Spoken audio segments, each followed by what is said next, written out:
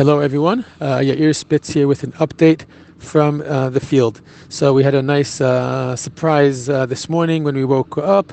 Those of you who have been following my updates know that my battalion is stationed up north in the northern part of the Golan. So we woke up and we have a nice view. We're very, very close to the Hermon mountain. And we woke up this morning to see that overnight, by us it rained, but it seemed that in the Hermon, the first snow has started to fall. And we woke up this morning to pretty bright skies, and we could already see the dots of snow on the high peaks of the Hermon. So that was a little exciting to see this morning. And then I was interested a little bit to hear a little bit about the biking club. And we spent the next hour of him telling me about it, and it was absolutely fascinating. I will send a link. They're actually pretty well known, and it's a biking club that's part of an international organization of biking clubs. They're called the Rochvei Tzion, the Riders of Zion. And he was talking to me about all the rules that they have. They have like a constitution that they inherited from the American branch of the biking clubs. And he said it's very interesting. He says the background of it is that these biking clubs, they originally were crime organizations. He said, and the constitution has been inherited down back from that time. So for instance, no women are allowed in the biking club as riders. It says no cops or ex-cops are allowed in. There's a whole initiation process that's been maintained for decades. There's a certain level of secrecy. Like I asked him how many riders are there. He said that that's not information that he's allowed to give out. He says there's certain activities that they are obligated to be in. There are ranks within the club. And he was talking to me about all the rules, and some of them are he talked about the fact that, say, for instance, like I said, no women can be riders. He says, but the people can bring their wives or their girlfriends, or he says, but he said that the first time that someone comes with a girlfriend, maybe he's bringing his sister to ride along. He says no one else from the biker club is allowed to approach her, have her ride with him, or the term he used. He says the women that come along with them, they belong with. That's the term I'll use, with the original biker. He says that all these rules that have maintained for generations, and even though the bike clubs are no longer crime organizations, they still have these codes of conduct. So he was talking about the patches, that their patch is is trademarked, and only they're allowed to use it. And he said that I'll send you a video that he shared with me, that they have they're very, very Zionistic. And he said to me that not just that we're very Zionistic, we have a very strong tendency towards traditional Jewish values. He said about 25% to 30% of the people in the club are religious or very traditional. He says, but everyone there, even the secular riders there, they have a very traditional orientation. So, for instance, when the Chabad guys come to put on tefillin, no one kicks them out or is impolite towards them or anything like that. He said every Sunday night they have a shir in the bar. Someone comes down. They have a rabbi who's been coming down for 8 years from Kfar Chabad, gives them a shir on Sunday night in the bar, in the actual bar. And he was talking about the fact that they get. He was telling me, for instance, that sometimes they go and they ride outside of Israel also. He says, but the rule is when they go outside of Israel, they don't take their vests with them. He says not because they're afraid of anti-Semitism. If you'll see pictures of these guys, believe me, they're not afraid of anything or anyone. They look exactly as you would expect as bikers. I mean, tattoos all over the place, rings with skulls on all their knuckles, and exactly as you would expect a classic bikers gang to look. This is what they look like. He says, but they said that because that they identify themselves so strongly with Israel and Zionism, he says they feel that they don't want to take their vests with the Israeli patches, Israeli flags outside of Israel because they belong in Israel. So they have like their alternate vests that they take with them, and they said they get. Says over the years they've gotten hundreds of people from outside of Israel, Jews who said from Canada, from the U.S., from France, who have turned to them and wanted to open up a branch of the Riders of Zion club in France or in England or in Canada, in the States. And said, and they've turned them all down. He says because their belief is that Zionism and Judaism go together hand in hand. He says, and they're not willing for their trademark of Riders of Zion to exist anywhere outside of Israel. So they've not allowed, even though it would bring them prestige on the international scene in the bikers world.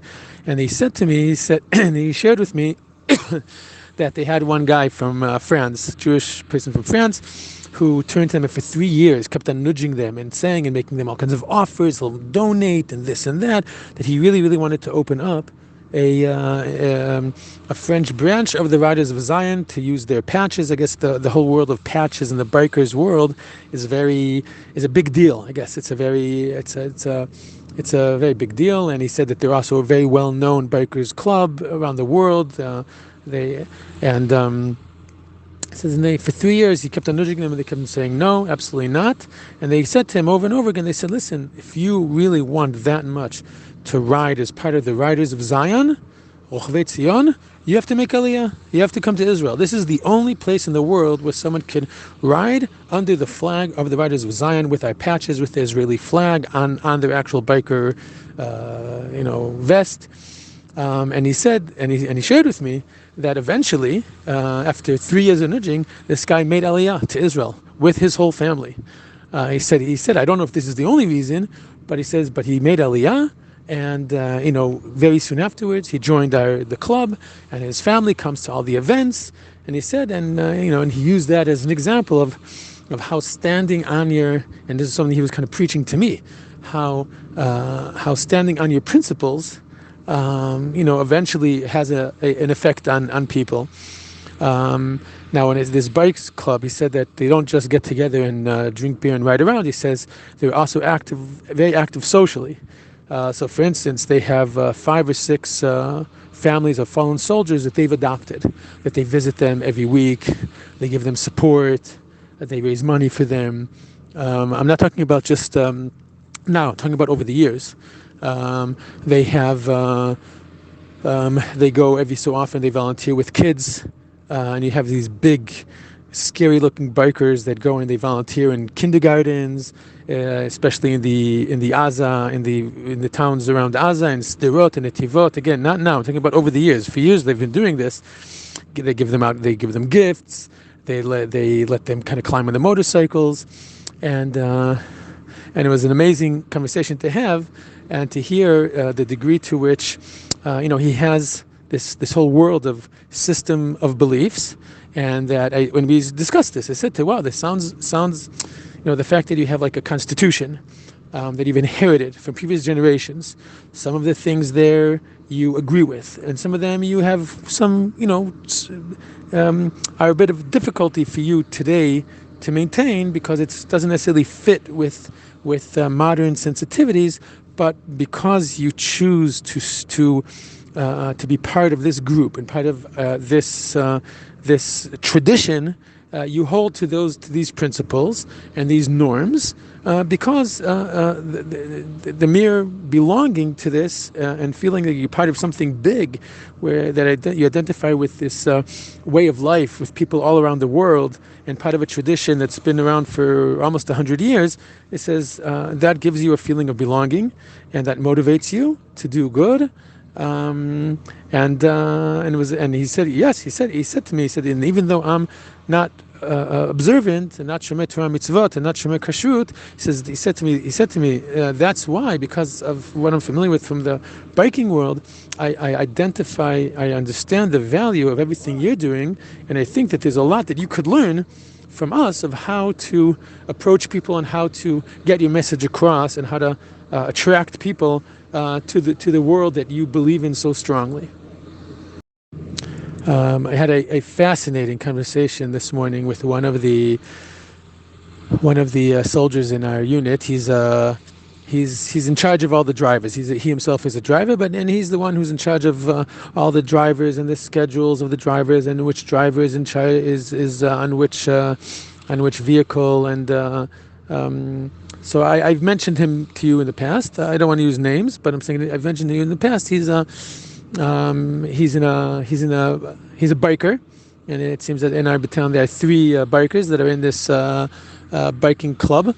And we had a very long conversation about it today. And the truth is, it's funny how the conversation came about. So he's not frum. He's not an observant Jew, but he has a very strong understanding of the important role that it can play in the battalion. So he came to me this morning, and he shared with me that his perspective. He said that he feels that we need to be more active. That me and my soldier. He said that he started telling me the following story. So he said to me like this. He said, that I'm in a bikers club. It says, and we're stationed. We have a bar that's our, like in the movies. We have a bar that's where that's the center of all of our activity.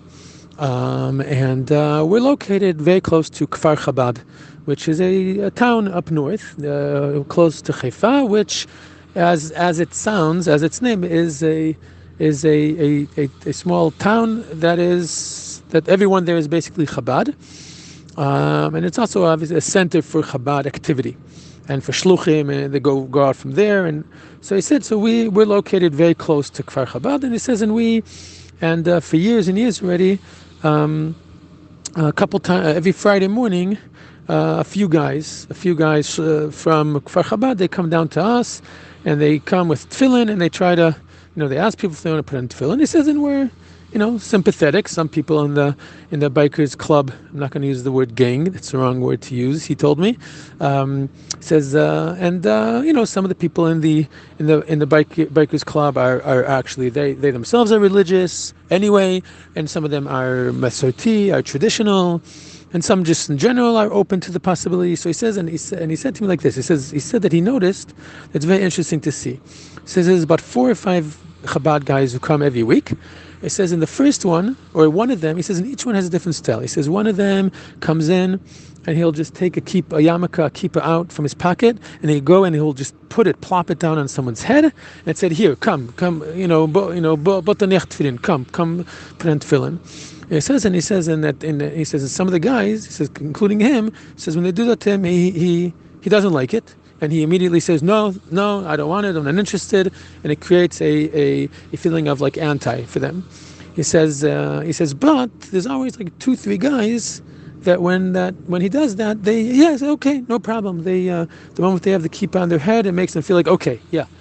He says, and then, then another guy comes, and he just kind of walks by, and he'll say to people, he says to the guys, if there's anyone who wants to put on tefillin, I'm going to be over there. And he just continues walking. And he says, and then every time that guy comes, 2 or 3 other guys, it's not always the same exact people who are there. Every week it's different people from the biking club that are there. He says, a few of the guys are like, wait a second, why didn't you pay more attention to me? And then they get up and they say, I want to put on tefillin, and they're kind of looking for the attention. It says, and then there's a different guy who's walking around the whole area, and he doesn't say anything to anyone. He just has his tefillin. He has a pair of tefillin in his hand, and he just kind of slowly walks through the area, and he sits down somewhere. And some of the people, they go to him. It says, and then there's a 4th guy who's a real chevreman, and he just has his tefillin with him, and he sits down and starts schmoozing with the guys. Starts joking around, telling stories, whatever, and then after a few minutes, he says, "Listen, Then and from that he offers them to put on tefillin. He says one of the guys, and then there's a different guy. He comes and he doesn't even speak to the guys. He goes, he has Shabbos candles, and he goes around and offers the women who are there Shabbos candles. And he said to me, this is what you guys need to do. He says, you guys need to be able to figure out what will speak to the different soldiers. And he says, and you can't just sit here or just have one style, because he's talking about me and my soldier. And he said to me, he says the issue is that I have a lot more confidence. I'm an officer. I know the guys here a lot more. So I'm a lot more active. And he was telling me, listen, my soldier, you have to figure out a way for him to use his style to approach the guys and to offer them what he can offer. Whether it's something like, putting on tefillin, or whether it's just changing the conversation from army talk. I'll spare you the details, from army talk to talk about things that are more ideal, talk about and try to raise people's spirits and to make them feel more motivated. So he was telling me, listen, he was telling me, he was kind of rebuking me. He says to me, you have to help him figure out how to use his, whatever it is he has. He says, and there's always going to be soldiers that will be attracted to a person's style. They just have to figure out how to use it in a way that will speak to the right people. And again, he was speaking as someone who himself is not observant, but he has a very positive feel towards these topics, and understanding that it plays an important role in the motivation and perseverance of our battalion and of the army.